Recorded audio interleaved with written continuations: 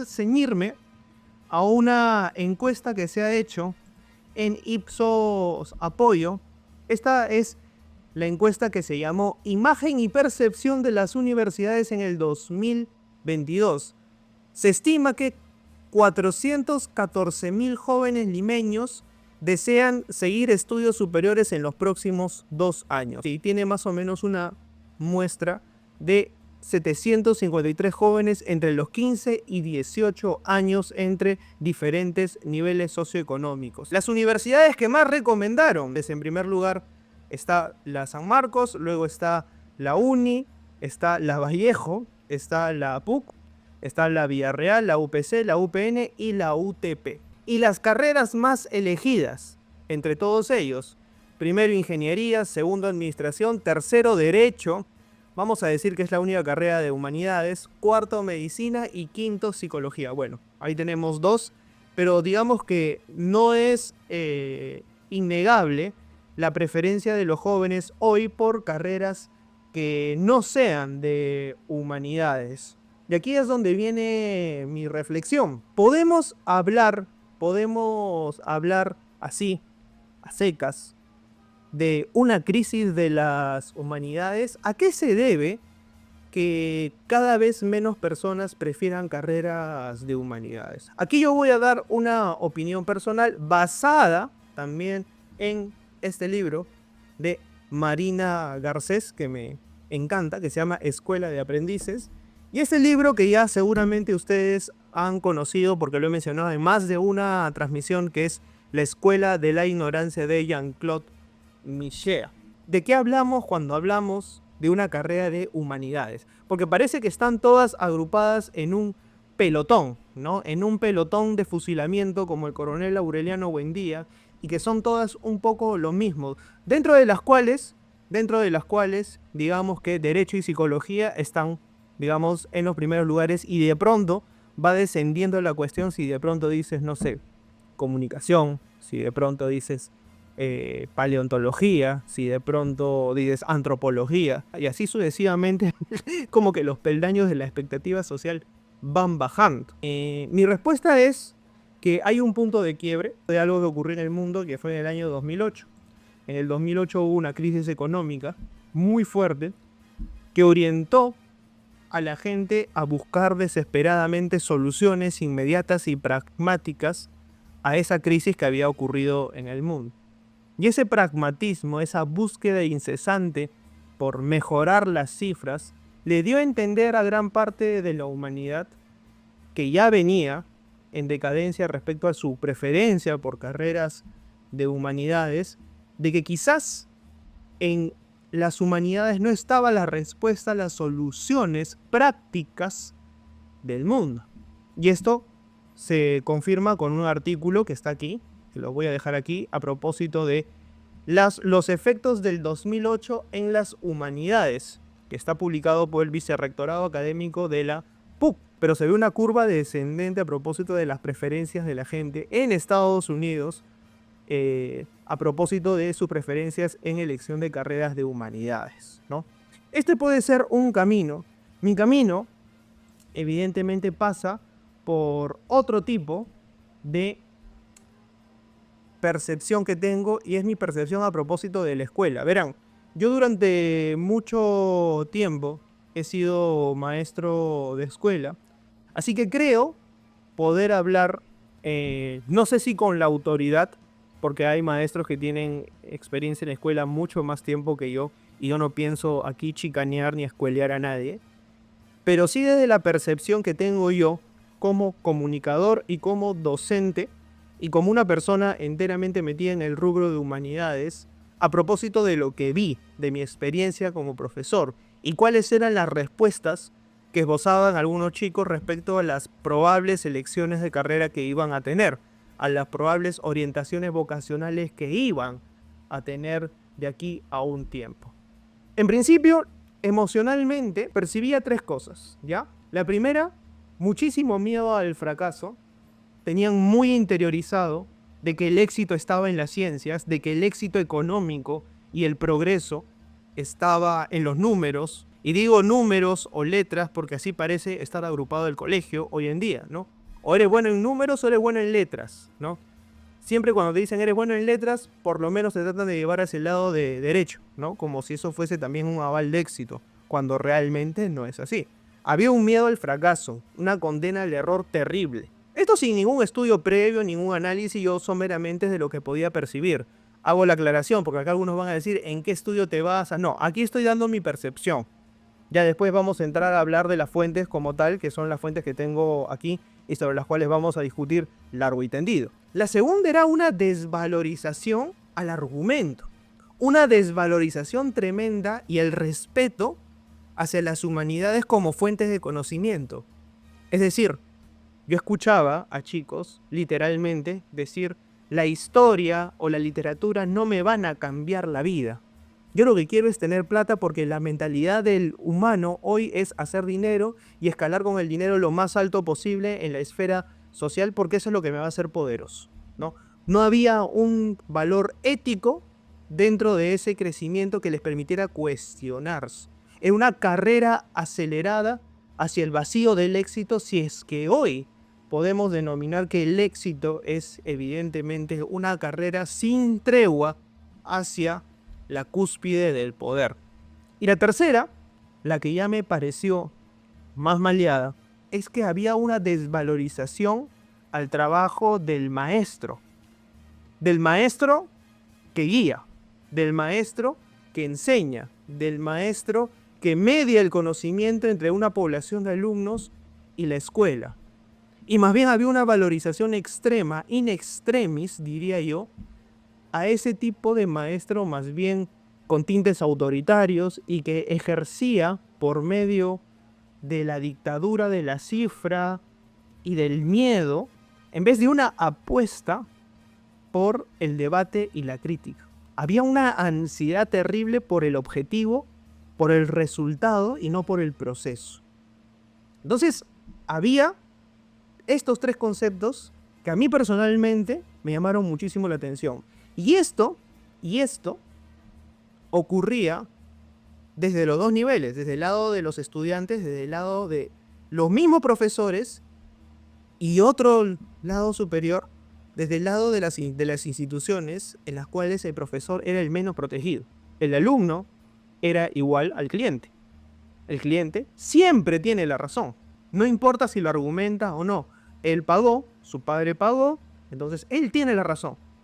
Y cuando tú le das el poder a la persona, como si se tratara de darle al estudiante el poder, o mejor dicho, al cliente de decidir qué es lo que quiere, cómo customiza a su hijo, y no la escuela tiene ese poder de moldear al ser humano, entonces estamos en un grave problema.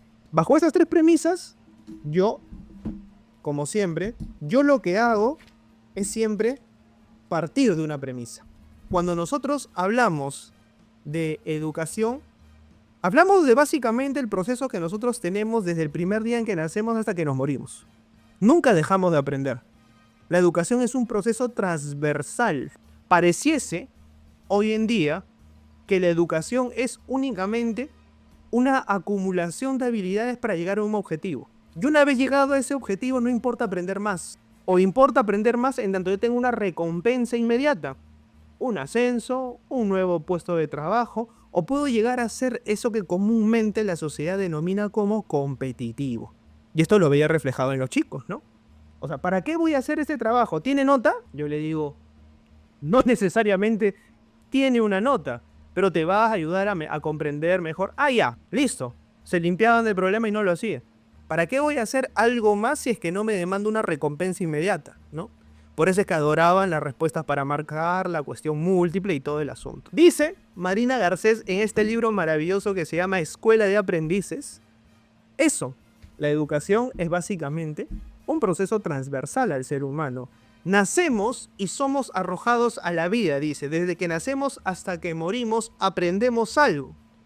Y aprendemos algo de todos modos, a partir de diferentes estamentos, ¿no? Están evidentemente los profesores, las profesoras, que son los encargados de transmitir determinado tipo de conocimiento. Todos hemos tenido aquí un profesor, una profesora que nos ha transmitido algún tipo de conocimiento. Recordaremos más a algunos, reconoceremos más a otros, pero alguno de ellos algo nos dejó.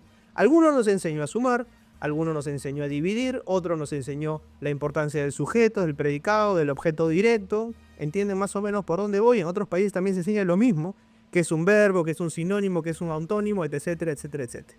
Nos enseñan nuestros familiares, nuestros padres. Nosotros crecemos con un capital cultural que es una manera de aprendizaje y mezclamos ese capital cultural con el de la sociedad.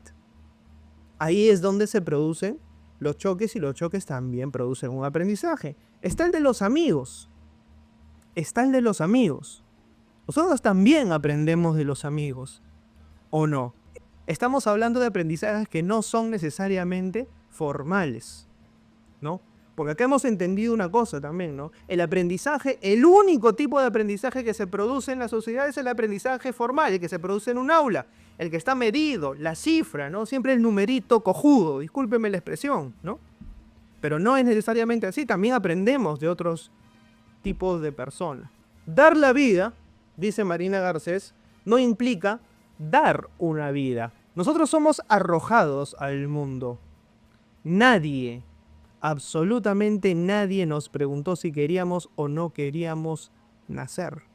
Simplemente aparecimos, adquirimos conciencia y nos dimos cuenta de que estábamos en un tipo de entorno familiar. Un tipo de entorno familiar que luego vamos a criticar, que luego vamos a debatir con ellos porque tenemos ideas, somos diferentes generaciones. Pero finalmente adquirimos la conciencia de que somos en el mundo, no de lo que seremos.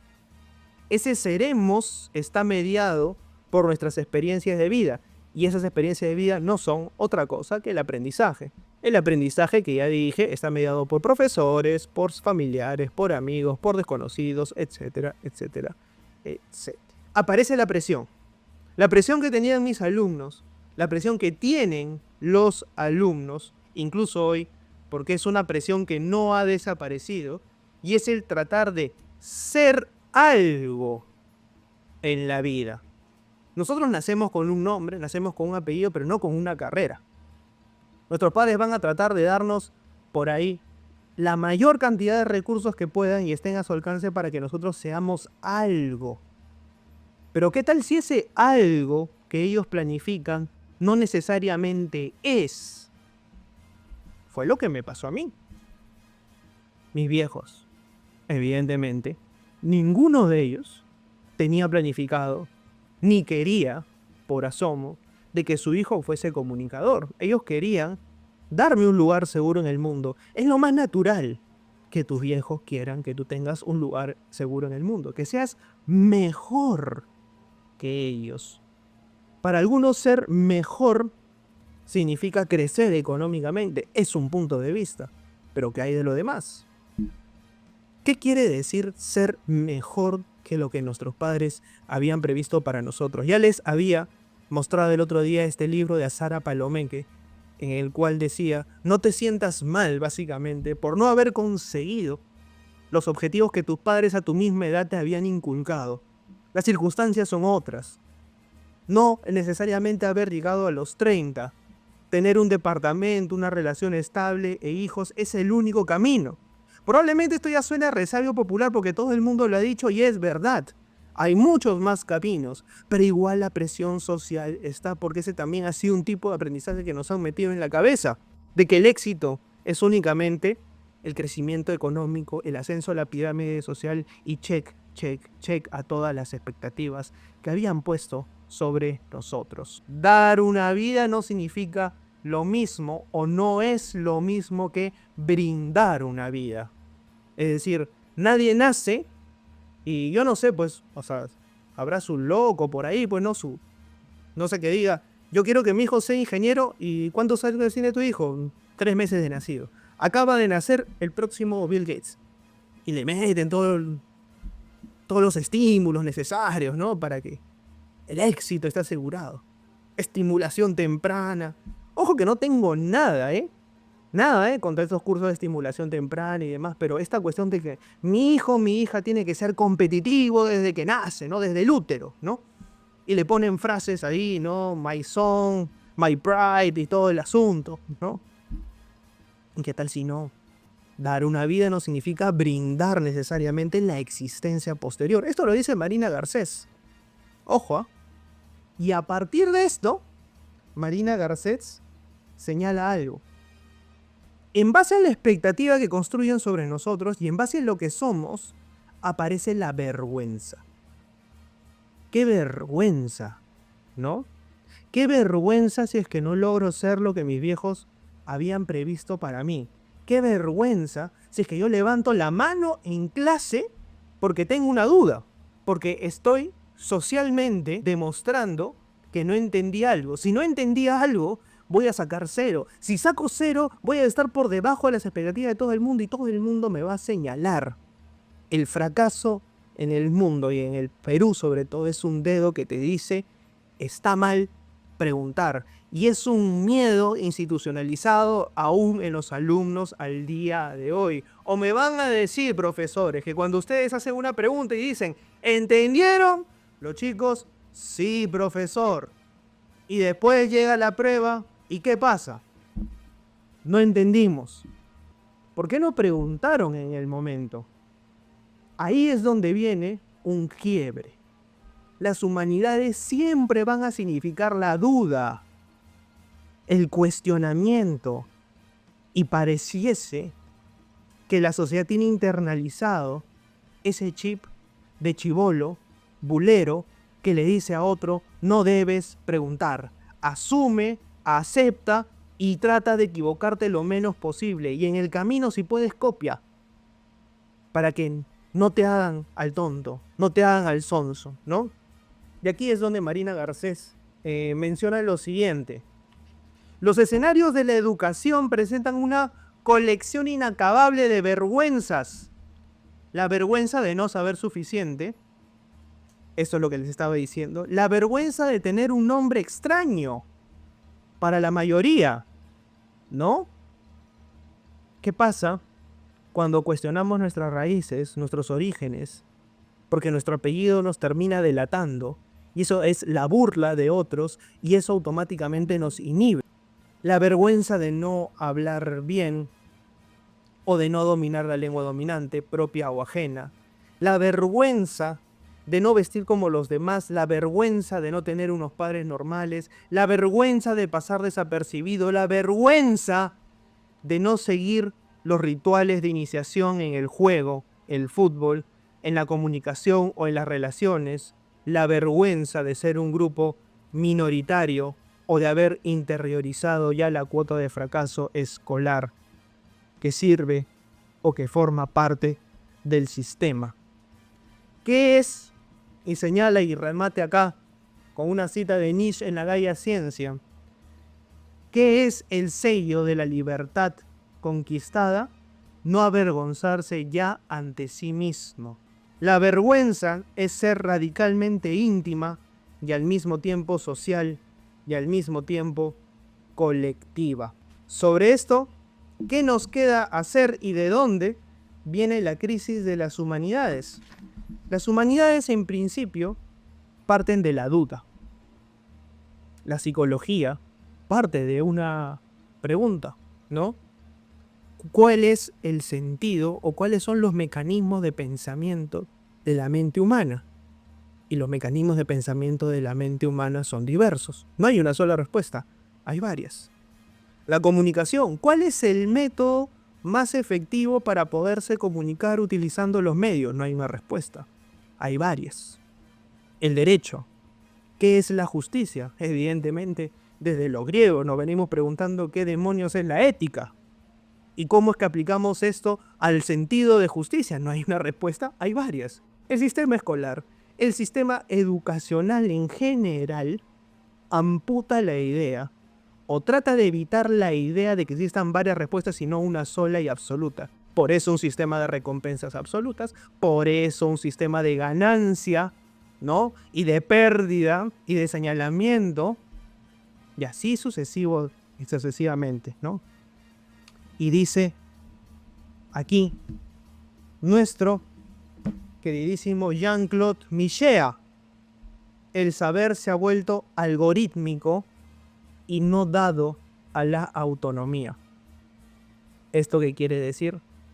Que por lo tanto, si formamos estudiantes que buscan respuestas absolutas y que continuamente van por ese camino del pragmatismo, es muy poco probable que las humanidades tengan siquiera un asomo de posibilidad de planteárseles como una alternativa de vida. ¿Qué más? Menciona Michea.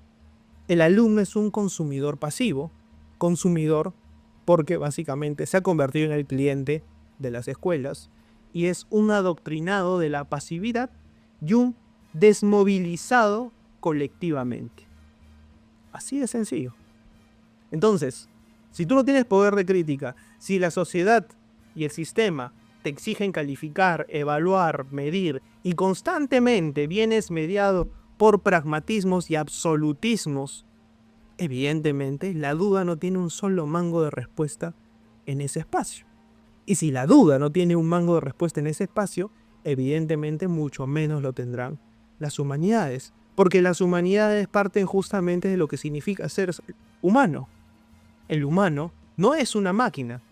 Los algoritmos plantean que el ser humano se convierta básicamente en máquina. Y así matan dos pájaros de un tiro, ¿no? Hay una industria dedicada a la producción de artefactos tecnológicos que automatizan absolutamente todo. Y así de sencillo. Y podemos continuar disertando. Para mí la crisis de las humanidades, evidentemente, tiene momentos en los cuales despega con todo, como en el 2008 con la crisis de los Estados Unidos, como lo que pasó en España, pero también tiene este asidero detrás del modelo educativo de las escuelas. Modelo educativo al cual los chicos van a entrar en marzo de este año, aquí en Perú. No sé cuál será la realidad de América Latina, no sé cómo será en Colombia, cómo será en Chile. Aquí en el Perú los chicos van a entrar en marzo muriéndose de calor, bajo un sol mercurial que les va a derretir sobre todo la voluntad de querer investigar en aulas que a veces no están infraestructuralmente preparadas. Pero lo importante es empezar, lo importante es producir, lo importante es ser carnívoramente competitivos por y pese a todo. ¿O me equivoco? La competencia, que no tengas un amigo, tengas un rival, ¿no? Y así sucesivamente. Listo.